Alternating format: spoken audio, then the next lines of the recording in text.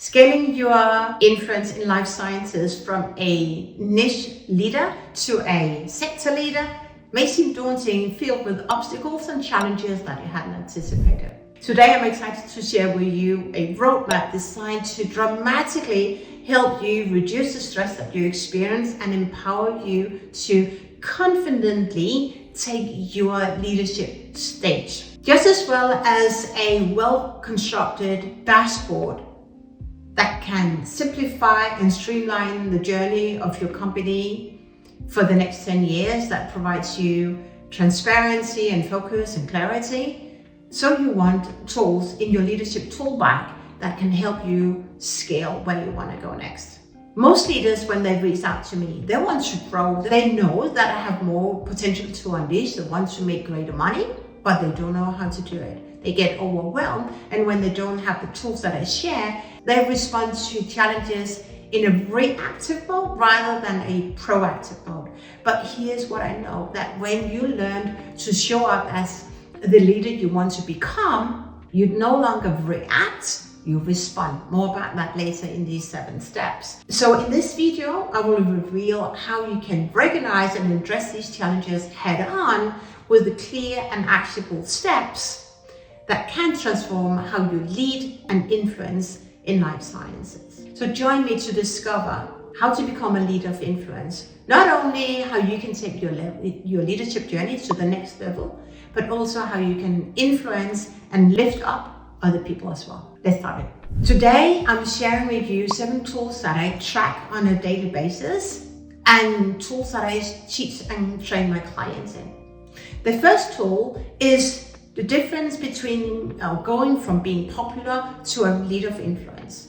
When I started off my personal development journey, I realized that I was feared of not being liked. I was feared of being rejected. What if I no longer had this job? Which kept me from not being influential, because it takes gut to be influential. It takes curiosity, but it takes courage to be who you really are at the core. Great leaders, we are influential. We want to create impact in this world. You cannot create impact if you're also longing to be liked.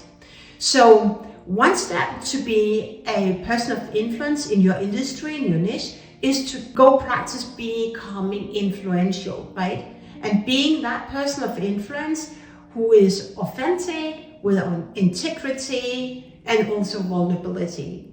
Very few leaders dare to really be vulnerable, but that is your way forward, to show up and be that person of influence. Also to share, this is really hard for me right now. Be vulnerable. Most people are not really vulnerable from the deepest core of who they are. Tool number 2, strategy number 2, it's about speaking up. Speak up what you think, right? Speak it up. Speak up. Own your wisdom.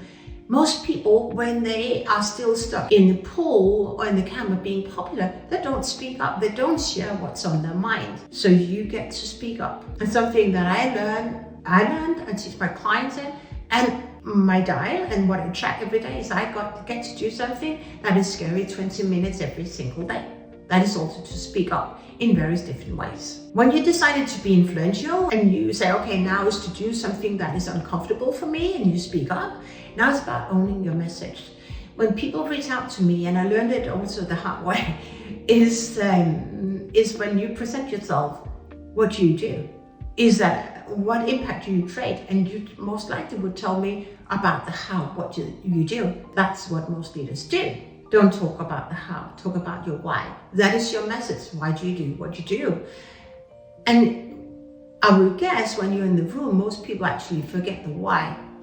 But you're the glue, right? To the organization's why and your division's why. That is a person of influence. We know the why we do what we do. And when you know the why, you get detached, whatever that is. A lot of researching right now in our industry. When you learn to be detached and focus on the why, it's nothing to do with you. It's everything to do with what that company you chose to serve right now, where that is off to, right? And it gives you an amazing opportunity to look for something else that is a better match for where you want to go. From that, we come to tool number 3, about being detached. Unless you worked on yourself, you are more often attached to what other people think and feel that you're actually detached. When people are being triggered and tell you something or they react, they are being triggered and has nothing to do with you. But until we learn to be detached and see what is going on and just observe that this is how life is right now, we cannot give it any meaning. We don't waste our energy, whatever that is. So that person is being challenged right now. It's nothing to do with you. So practice being detached. When you do that, you're on a great journey to becoming even more influential. When we are leader of influence, we create the future. Most people, they don't create the future. They use the past to dictate the future, but then they're just replicating the past into the future. The future can only be created if we believe from it, when we know the why, we know our vision, we know our passion, what we do. Then we lean into our edge, our comfort zone, because beyond our comfort zone is the future, right? This pen was created twice. First in imagination, then in reality. So it is with you. The amazing things you want to innovate in your life science industry, it's about creating from the unknown. Because if you don't create from the unknown and you use the past as the lead indicator, then you will get more of the past and not the future. Use the past to be the foundation from what you know and then build from it. Tool number 5 is that of asking powerful questions. I call it diagnostic questions, but ask questions that nobody else in the room would ask. That is what influential people do. Also, when you meet the CEO or the board or anyone, right? Ask questions like, why do you think that is so? Question is the answer. Ask questions. In order for you to ask really powerful questions, you get to learn to slow down and be present. When you have your inner movement saying, this is waste of time, this is waste of time, you live in the future. You don't listen, you don't live in the present moment. Learn to be present, learn to enjoy being present. When you do that, you can ask powerful questions and then you will have more meaningful conversations. Actually, that was more tools than just one tool of asking powerful questions. Did you get that?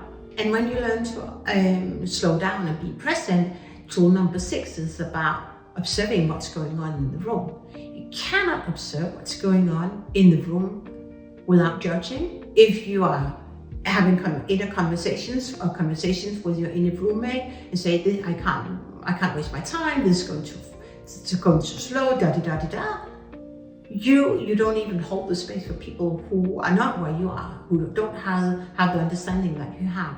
So embrace the moment and really observe what is going on. And last but not least, be curious to learn about your own energy. That is everything. Learn your own energy. Energy is everything. It's how you respond, your thoughts, your feelings, and so your actions. So you want to learn to tell yourself better feeling stories. You want to learn to rewire your thoughts so that you feel happy every single day.